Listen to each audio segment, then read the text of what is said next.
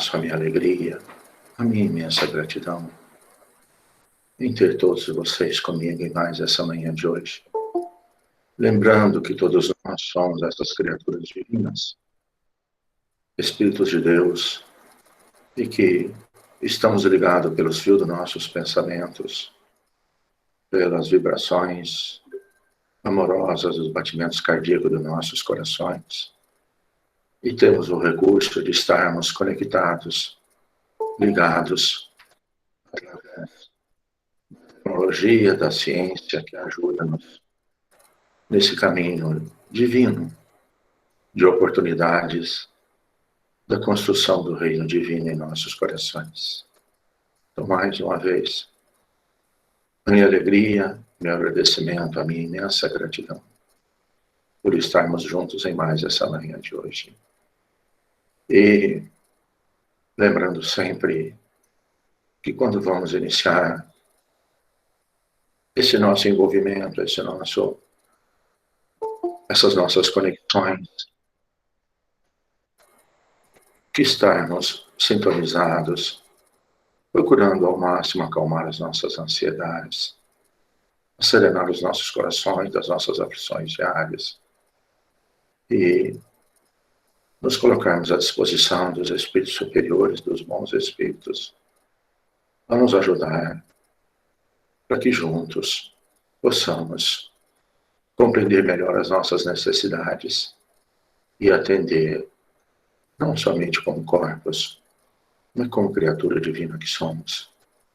E o nosso referencial, o nosso modelo, trazido pela nossa doutrina de amor e de paz e de luz, a doutrina espírita, que é a religião universal do amor, o nosso modelo, o nosso guia, a luz das nossas vidas, o farol que ilumina o nosso caminho, o nosso amado Mestre Jesus. Governador planetário, que, para nos exemplificar o caminho da construção do reino divino, desceu de regiões de vibrações angelicais para envergar um corpo físico aqui conosco, sujeito às leis divinas da reencarnação no planeta Terra, para nos traçar o caminho, nos dar direção de como é que deveria ser a nossa conduta naquele momento em que nós estávamos tão perdidos em relação aos princípios morais do amor. Nosso Divino Mestre reencarnou conosco. Poderia ter escolhido os palácios de ouro, todas as criadagens, mas para exemplificar o planeta de prova e de expiações, o aprendizado do amor, escolheu nascer na simplicidade, junto da natureza do reino divino, com os animais em uma estrebaria. Já trazendo para nós aí o paradigma de que onde nascemos é o melhor lugar que nós necessitamos.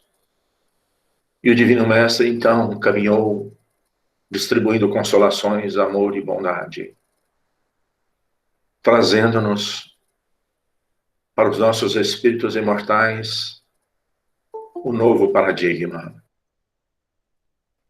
Nós conhecíamos um Deus que julgava, que condenava, que punia.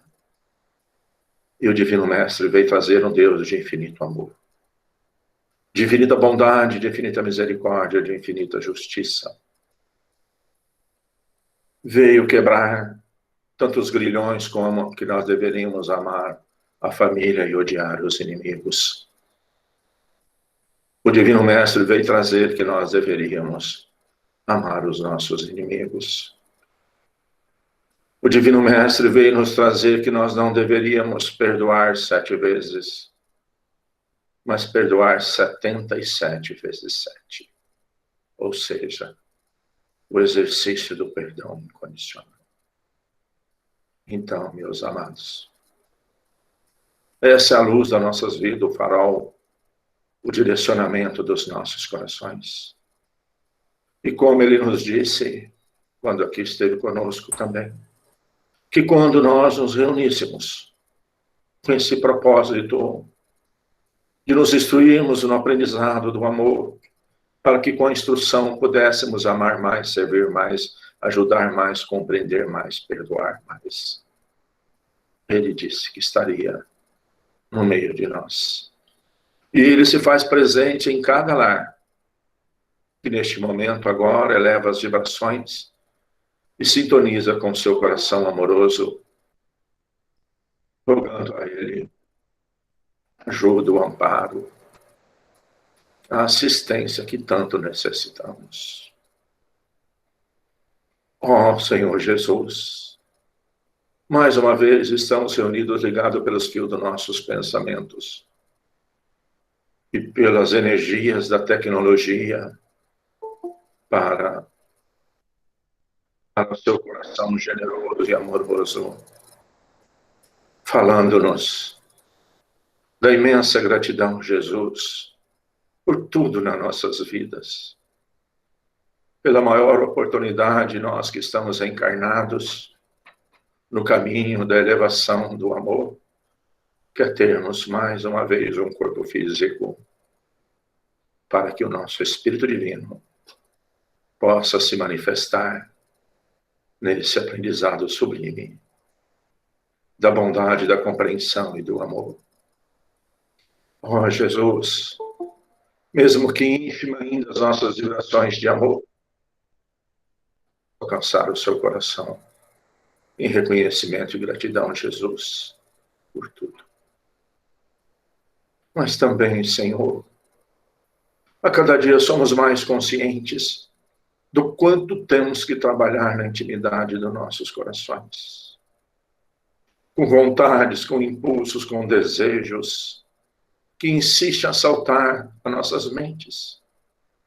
E que nós já sabemos que são inferiores. Energias doentes e desequilibradas que ainda carregamos em nossas células perispirituais, que ainda geram grande influência nas nossas criações mentais, nas nossas vontades. Por isso estamos mais uma vez, Jesus, aqui nessa manhã, juntos a rogar-lhe a sua ajuda, o seu amparo, o seu amor. Ajuda-nos, Jesus, para que os atributos do Espírito Divino que já temos desenvolvidos, como os nossos pensamentos que são gerados nas células neuronais dos nossos cérebros, que eles sejam, Senhor, um fulcro, tensão de olhar amoroso, de compaixão. Ajuda-nos, Jesus, para que o atributo dos nossos olhos, da visão, nós possamos ver além da aparência das coisas, mas que os nossos olhos sejam para olhar atrás mesmo das dificuldades e das dores, o grandioso benefício, a grandiosa oportunidade. Ajuda-nos, Jesus, para que o atributo da audição seja instrumento divino de uma caixa acústica, para gravar o belo, a verdade e o amor, e que possamos ter o filtro em nossos ouvidos para aquilo que ainda deprecia, critica e julga. Não estejam mais sintonias em nosso atributo da audição. Ajuda-nos, Jesus, para que o atributo bendito da nossa voz sejam emissões de vibrações de concórdia, de compaixão, de amor, de estímulo e de bondade. Não mais, Jesus, que esse recurso seja utilizado para julgamentos, para sarcasmos, para críticas e para depreciação, a quem quer que seja, em que momento for. Ajuda-nos, Jesus, para que as nossas mãos, esse atributo divino do tato, seja utilizado na construção do bem, da bondade, do belo e do amor, da carícia, do afeto e do acolhimento e do aconchego.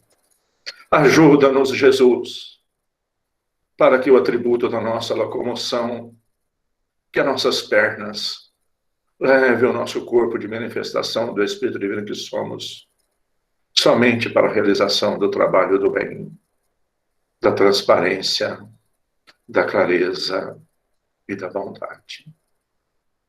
Ajuda-nos, Jesus, com seu coração magnânimo, para que sejamos instrumentos do seu amor a quem quer que seja que se aproximar de nós. Nem que seja por um segundo apenas, em uma fila de algum lugar, ao nosso lado no trânsito, a quem quer que nós passamos perto. Sinta o seu amor, Jesus, através dos nossos atributos. Porque, como o Senhor nos disse, o Senhor é o caminho, a verdade e a vida. E que ninguém chegaria ao Pai se não fosse através da construção dos seus sentimentos. E só através de Jesus, com a clareza dos seus exemplos e ensinamentos, que é da caridade, que nós construiremos esse reino divino, de amor e de paz e de luz, na intimidade dos nossos corações. Que assim seja, ó Senhor Jesus.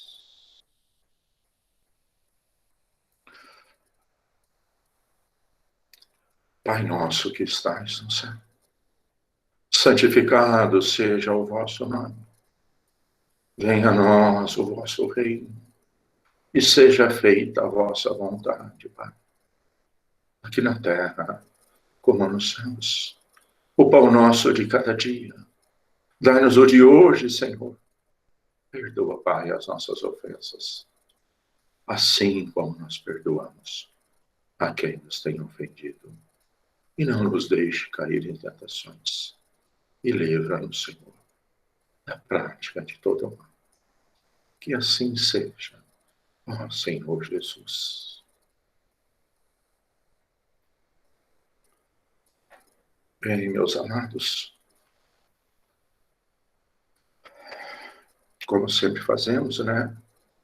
E que estamos aí seguindo as recomendações do nosso Divino Mestre, através do nosso querido e amado diretor espiritual do nosso abraço fraterno, o ilustríssimo professor Eurípides Barçanufo, que veio trazer do coração magnânimo de Jesus até nós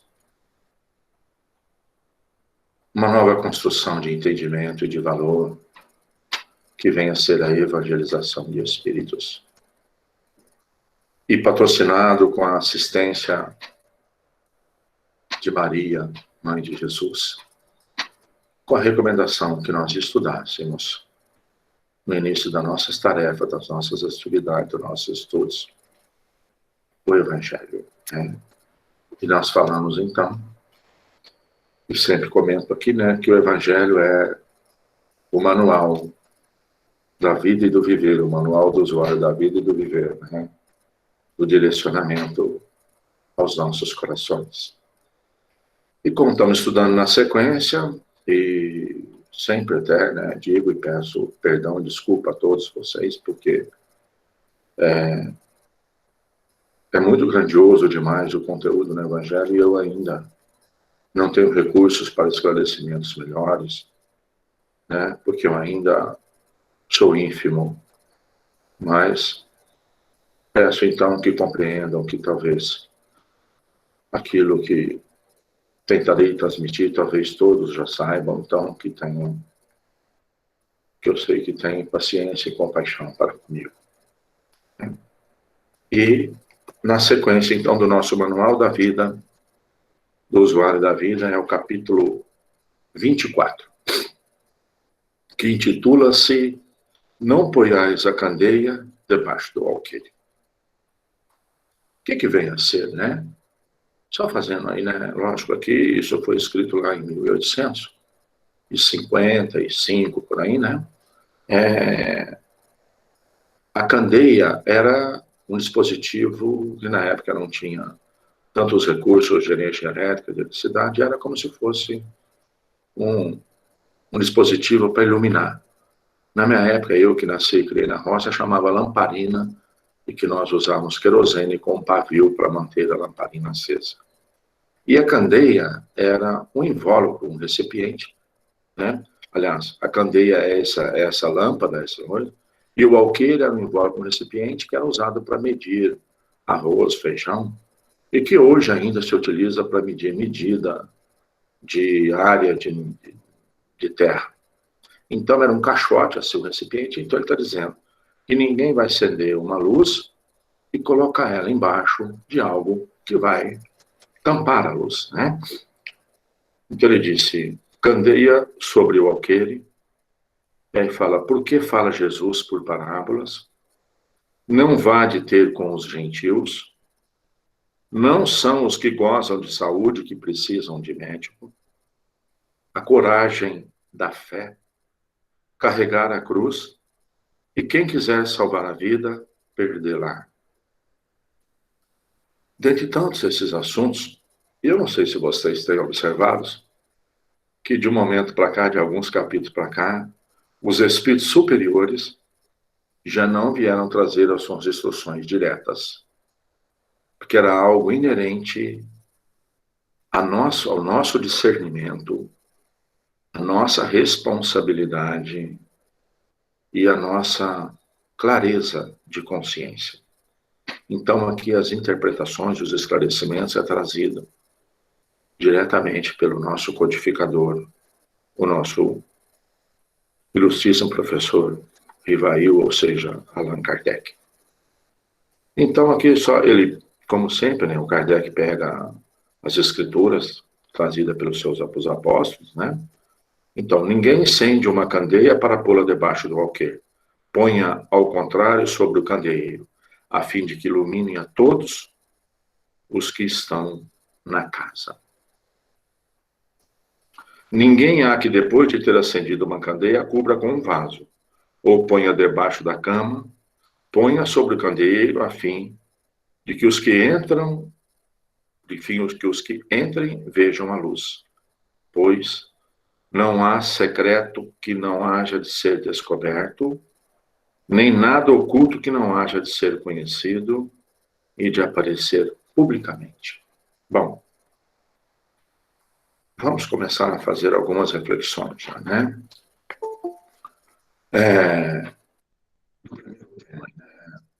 Podemos trazer isso, esclarecimento. Como é que é a nossa candeia onde nós estamos? Como é que é a nossa candeia? Como é que é a luz?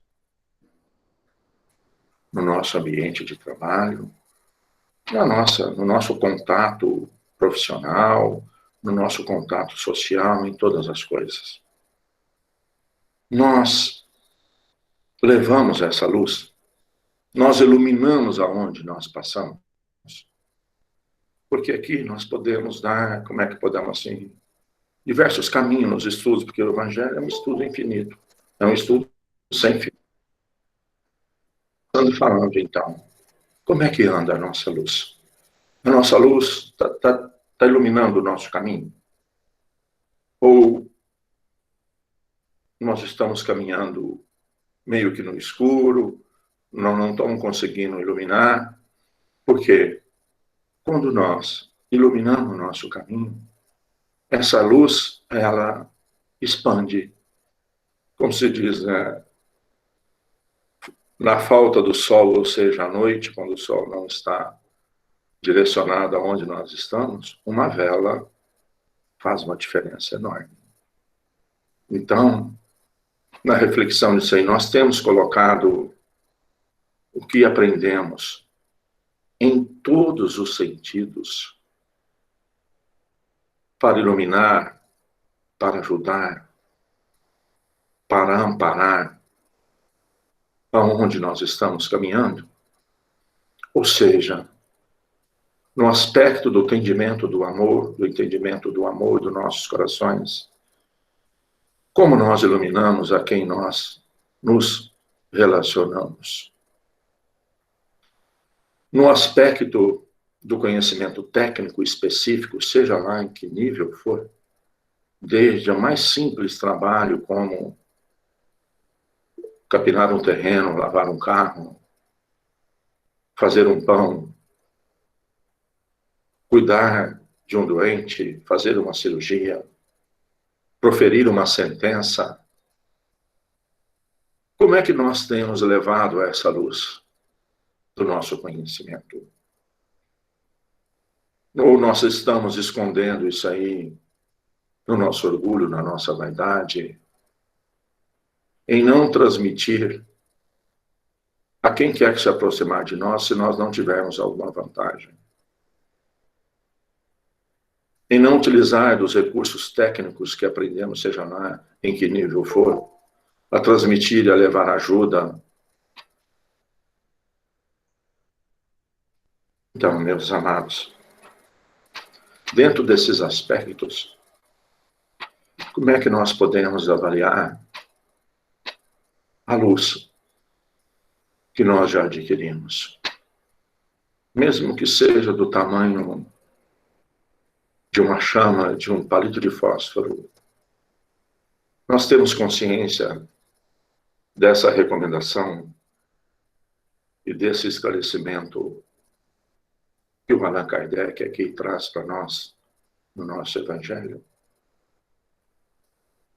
Nós temos a percepção de onde nós passamos, aonde nós chegamos. Como é que é a luz que levamos, ou nós estamos esperando a luz que os outros venham nos trazer? Então, dentre tantas coisas que nós poderíamos estudar aqui no Evangelho, nesses capítulos, né, eu pensei até em estudar aqui, se vocês acharem que está tudo bem, que seria o item: não são os que gozam de saúde que precisam de médicos. Como é que é essa compreensão nas nossas vidas? Entre os que fazem parte do nosso convívio, da nossa família consanguínea, os que fazem parte do nosso trabalho profissional, das nossas relações profissionais e sociais. Como é que é a nossa postura nesse entendimento daquele que ainda, com seu coração doente e desequilibrado, vem trazer aflições, vem trazer dificuldades para nós, entre aspas, vem nos colocar em situações difíceis? Como é que nós interpretamos esses, como disse, né, não são os que gozam de saúde que precisam de médico? Então, vamos ler aqui o que o apóstolo Mateus disse, né? Estando Jesus à mesa em casa deste homem, né, de Mateus, vieram a ter muitos publicanos e gente de má vida, que se puseram à mesa com Jesus e seus discípulos.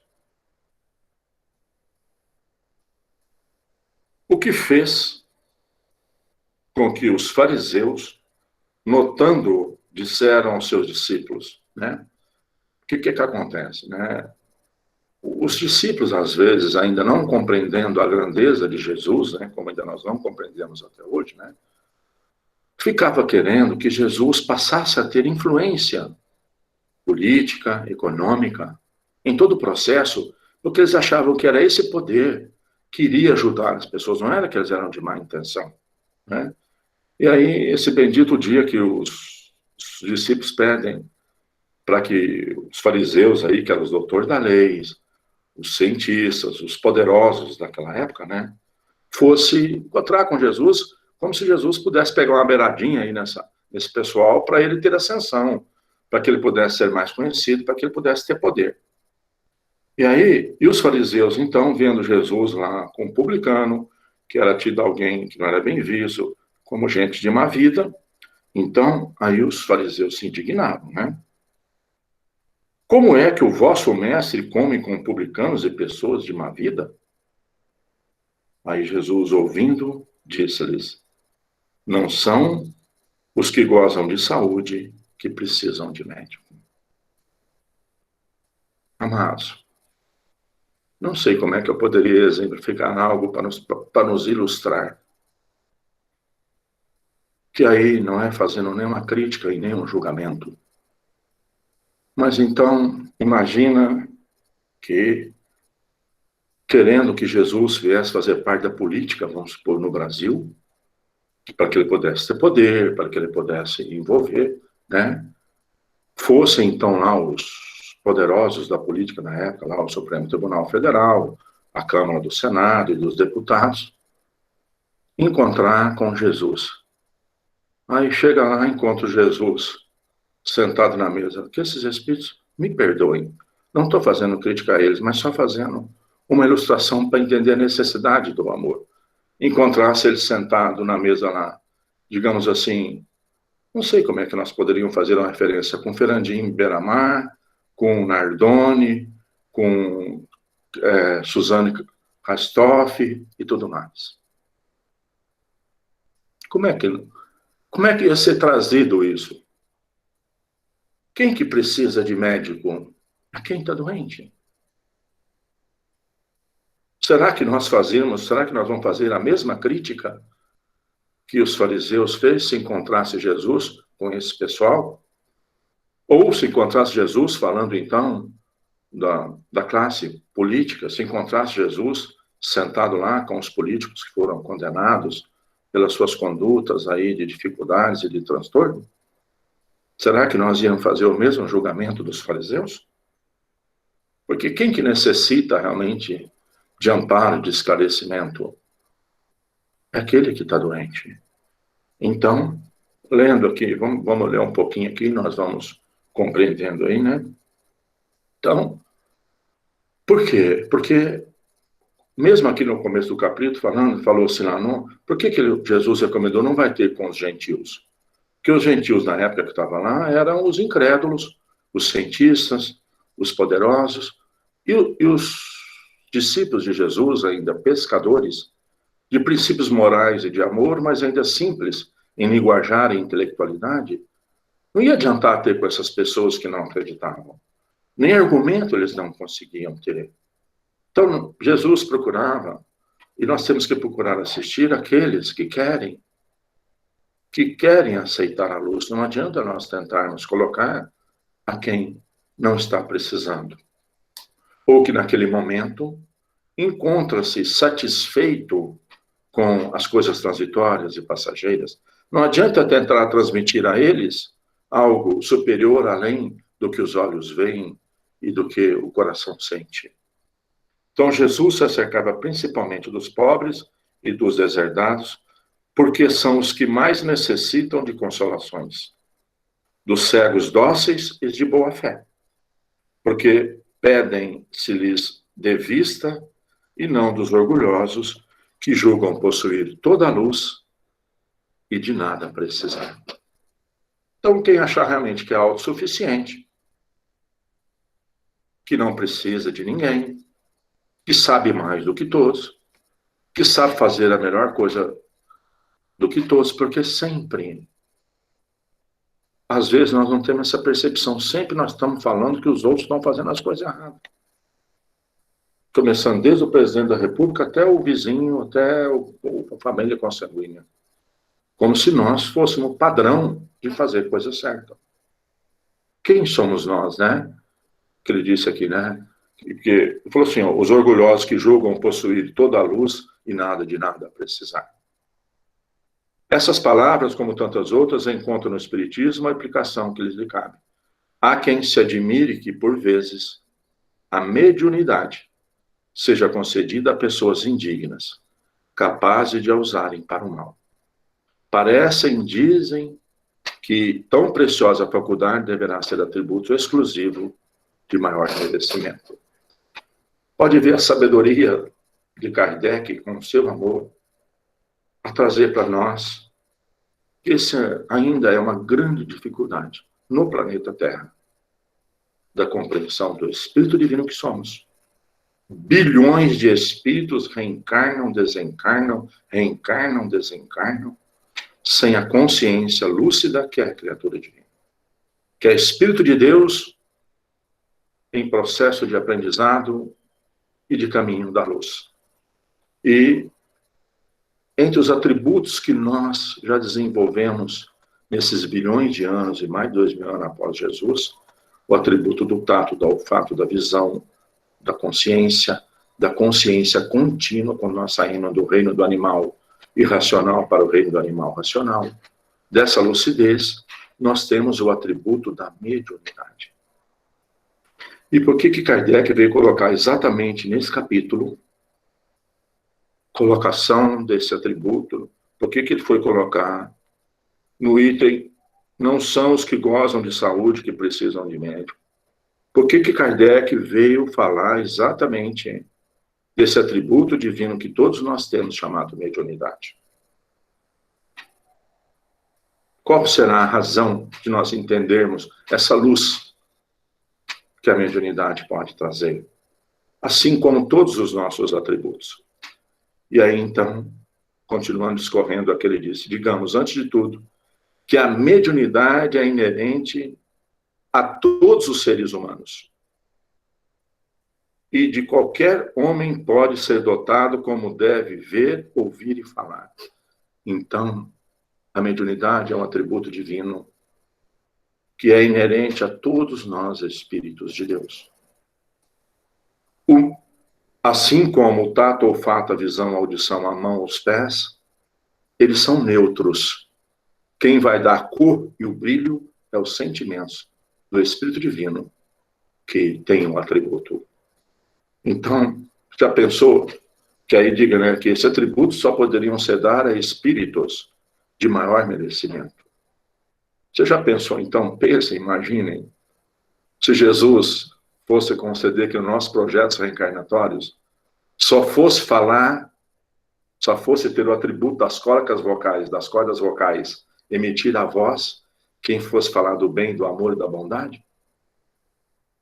A maioria de nós seríamos todos mudos, com certeza eu. Já pensou se Jesus concedesse que nossos projetos reencarnatórios só fosse ter o dispositivo da visão, quem pudesse ver em tudo o belo, o bem, a criação divina exuberante e de potência e de vibrações contínuas de movimento? Todos nós, com certeza, a maioria, seríamos cegos. Então, por que Kardec colocou isso nesse capítulo? Para nós compreendermos a grandiosidade que é esse atributo, e ele é colocado na responsabilidade de todos os espíritos. Assim como nós utilizamos para ele conforme os nossos sentimentos. Para que servem as nossas mãos? O que nossas mãos têm feito? Não é culpa das mãos. Então, ele discorreu sobre o capítulo aí, sobre várias colocações, né? Falando de que quão digno é alguém por ser médium.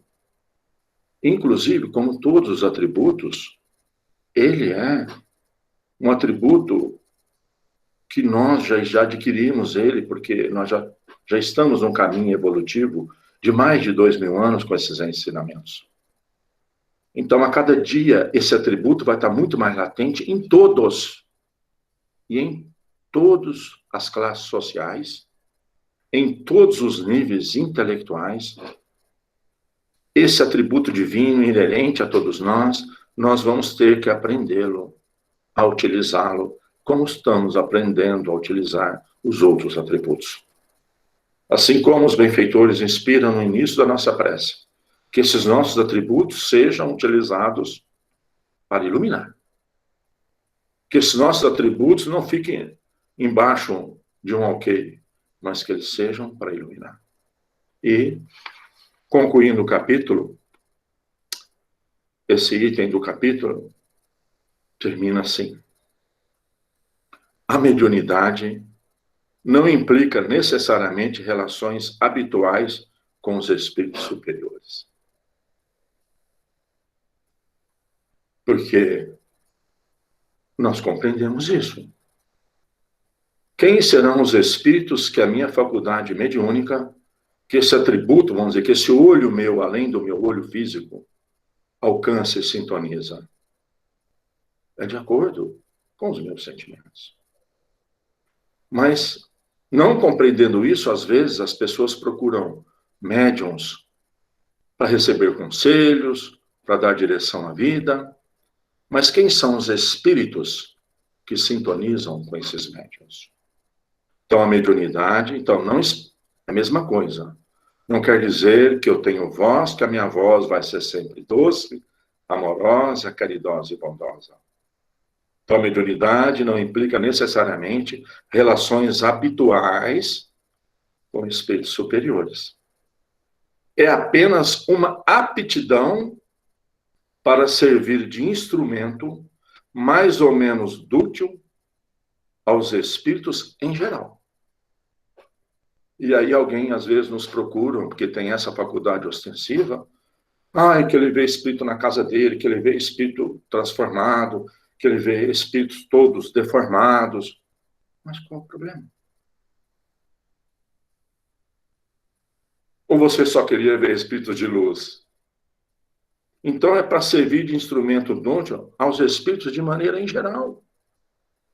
Agora, eu vou ficar chateadinho porque eu fui num ambiente onde tinha um campo vibratório de energias, de espíritos com extrema dificuldade de amor, e que impregnam o meu campo energético, e eu começo a abrir a boca, eu começo a passar mal, e é culpa desses espíritos?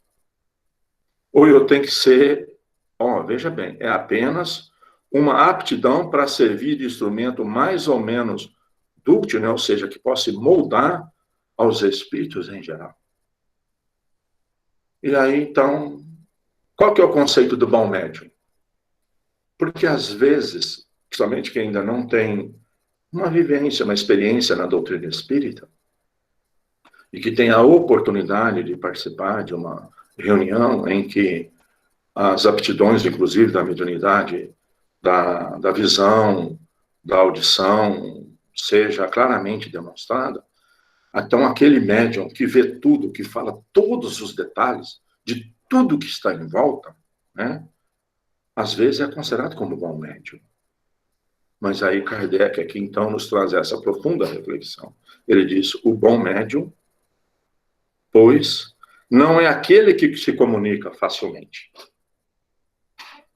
mas aquele que é simpático aos bons espíritos.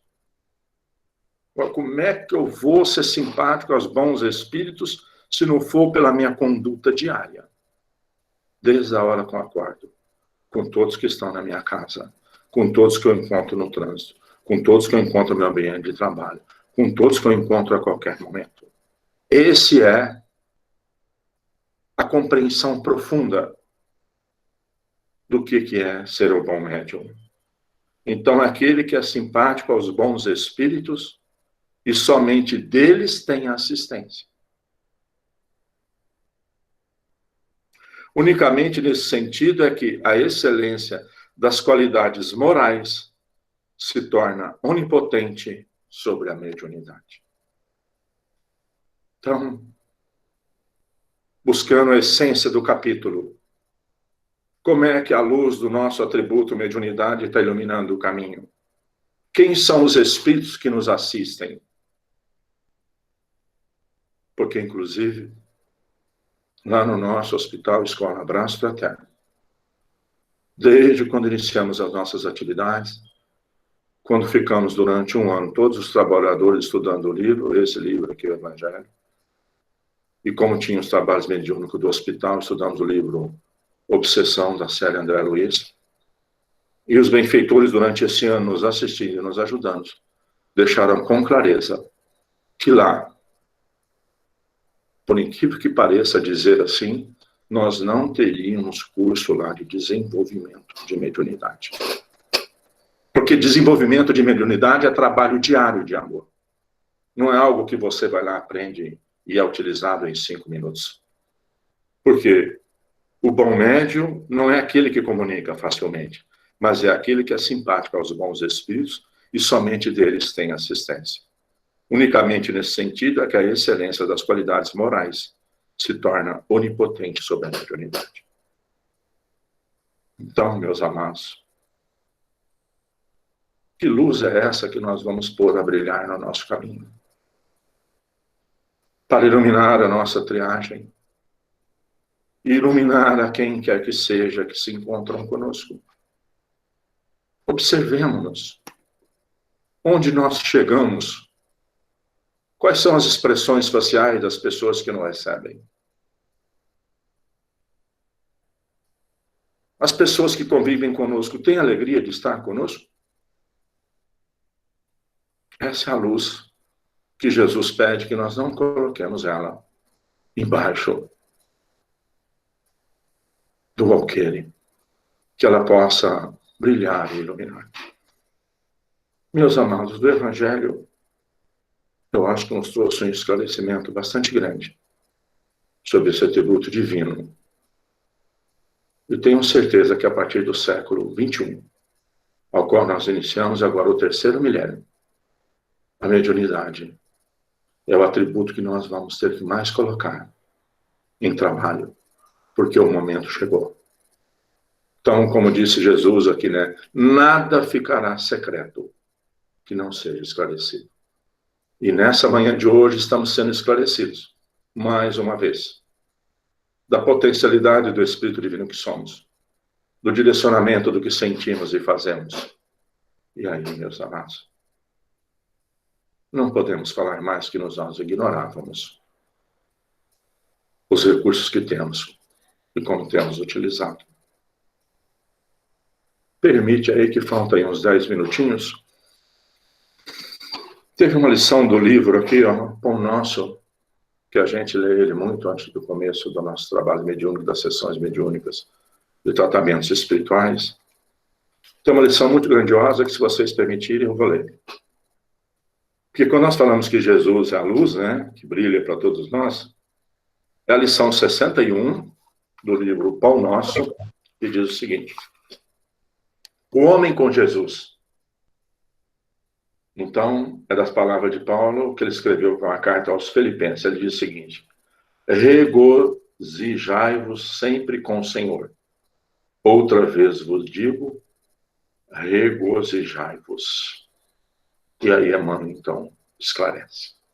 Com Jesus, ergue-se o homem da treva à luz, da inércia ao serviço, da ignorância à sabedoria, do instinto à razão, da força ao direito, do egoísmo à fraternidade, da tirania à compaixão, da violência ao entendimento, do ódio ao amor, da posse mentirosa à procura de bens imperecíveis, da conquista sanguinolenta à renúncia edificante, da extorsão à justiça, da dureza à piedade, da palavra vazia ao verbo criador, da monstruosidade à beleza, do vício à virtude, do desequilíbrio à harmonia, da aflição ao contentamento, do pântano ao monte, do lodo à glória. Homem, meu irmão, regozijai-vos na plena luta redentora. Que pincos de angelitude poderemos alcançar se nos consagrarmos realmente ao divino amigo que desceu e se humilhou por nós?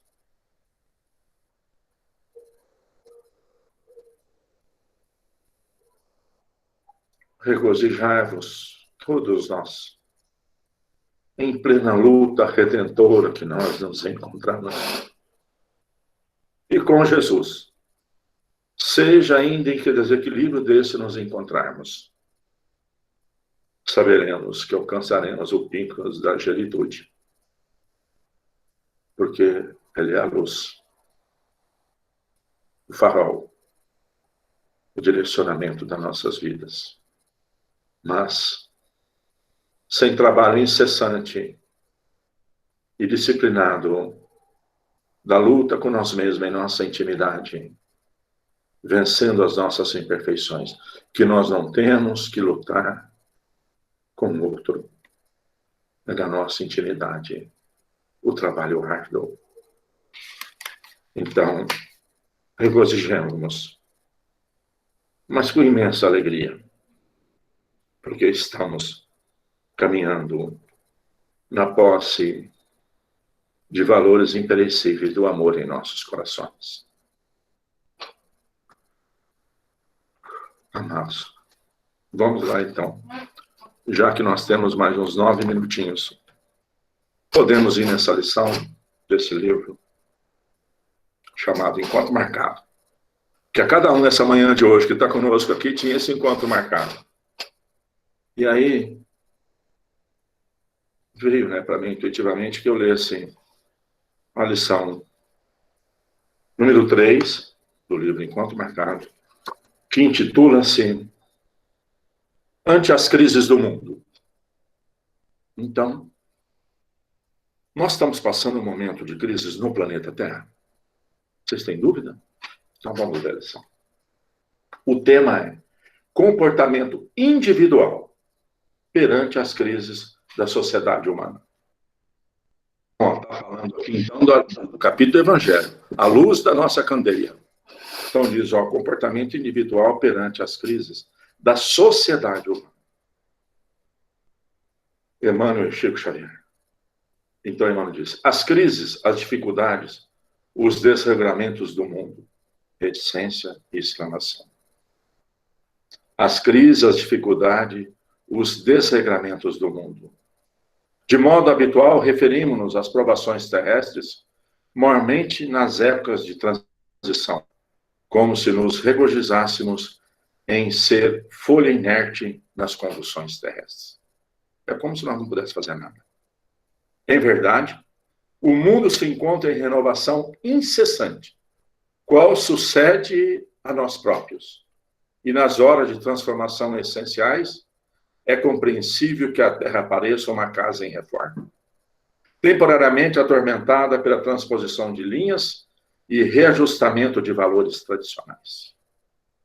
Tudo em reexame, a fim de que se revalidem os recursos autênticos da civilização, escoimados da ganga dos falsos conceitos de progresso, dos quais a vida se despoja para seguir adiante mais livre e mais simples, conquanto mais responsáveis e mais culta. Naturalmente que a existência em si mesma, nessas ocasiões, se não nos afigure como sendo um painel torturado de paixões às soltas. Ou seja, parece que está tudo errado. Está tudo descontrolado, As paixões de todos os níveis imaginados estão à solta. Costumamos esquecer, porém, que o mundo é o mundo e nós somos nós. Entre o passageiro e o comboio que o transporta, há singulares e inconfundíveis diferenças. Se o veículo ameaça desastre, é possível que o viajante dentro dele se converta em ponto de calma e radiante equilíbrio. Assim também no planeta Terra. Somos todos capazes de fazer cessar em nós qualquer indução à indisciplina ou à desordem. Cada qual pode assumir as rédeas do comando íntimo e estabelecer com a própria consciência o encargo de calafetar com a benção do serviço contínuo do dia a dia e da prece todas as brechas da alma, de modo a impedir a invasão da sombra no barco de nossos interesses espirituais, preservando-nos contra o mergulho no caos, tanto quanto auxiliando aqueles que reinteiam conosco na viagem de evolução e de elevação. Faze-te, pois, onde estiveres, um ponto assim de tranquilidade e de socorro. Eu faço isso aonde eu estou. onde quer que eu esteja, que eu seja um ponto de tranquilidade e de socorro. O deserto é, por vezes, imenso. No entanto, basta algumas fontes isoladas entre si para garantir a jornada segura do viajor através dele. Na ausência do sol, uma vela consegue acender milhares de outras, removendo o assédio da escuridão. Amados, que o mundo se encontre em conflitos dolorosos, a maneira de cadinho gigantesco em ebulição, para depurar os valores humanos, é mais que razoável, é necessário. Entretanto, acima de tudo, importa considerar que devemos ser, não obstante as nossas imensas perfeições, um ponto de luz nas trevas, em que a inspiração do Senhor possa fazer brilhar através de nós.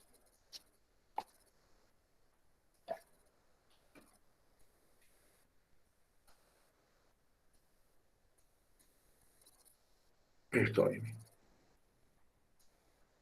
que às vezes eu fico um pouco emotivo, me desculpe.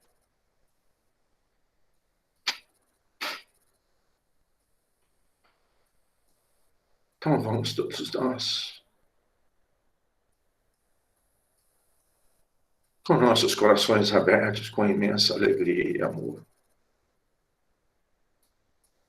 podermos darmos condições de levar os nossos campos vibratórios, sentindo em nossos corações essas criaturas divinas que somos. A oportunidade grandiosa que estamos na compreensão de nós mesmos do que sentimos. E principalmente, em que direção vamos dar pelo que sentimos diante das turbulências desse nosso planeta, dessa nossa escola sublime de aprendizado do amor. Que possamos dar condições de sermos, sentirmos o desenvolvimento desses espíritos bons, incansáveis e amorosos, que nos acolhem, que nos ajudam, que nos assistem, para que possamos ser esse ponto de luz, de equilíbrio onde estivermos, porque essa é a forma da construção do reino divino em nossos corações. Oh, Jesus, mais uma vez, a nossa gratidão, Jesus, o nosso amor, o reconhecimento, Senhor, por tudo em nossas vidas. Sentindo, Jesus, essas doces vibrações que envolvem nossos corações, acalmando-os, tendo a certeza que sempre somos auxiliados. E que tu nos ajude a nós termos clareza de qual é a nossa parte onde nós estamos. E pedimos, Senhor, com seu infinito amor, através dos seus mensageiros de luz, que o Senhor agasalhe todos os nossos corações, impregnando-os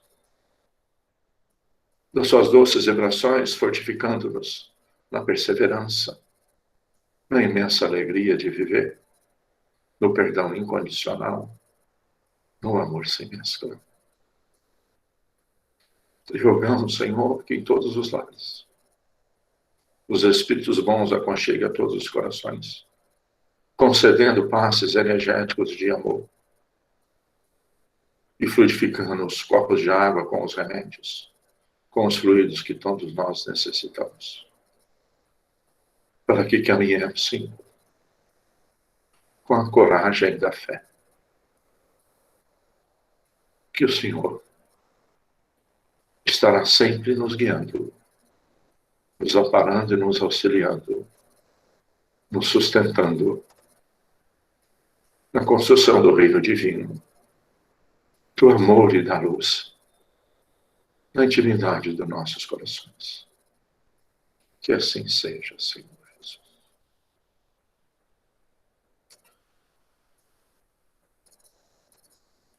Pai nosso que estais no céu, santificado seja o vosso nome.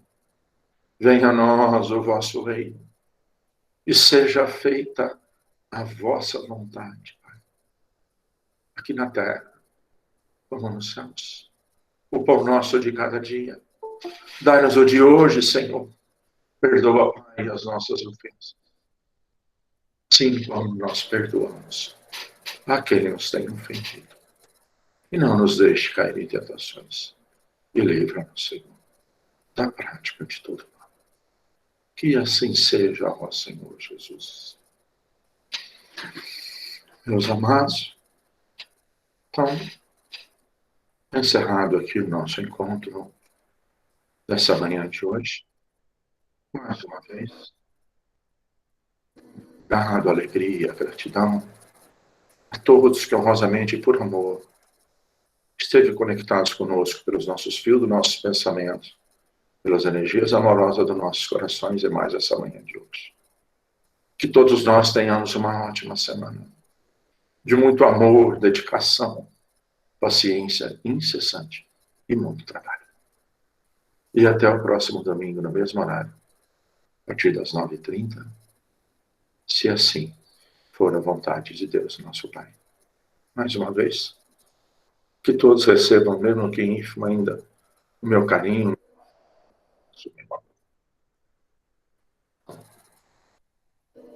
meu espírito. Um abraço a todos.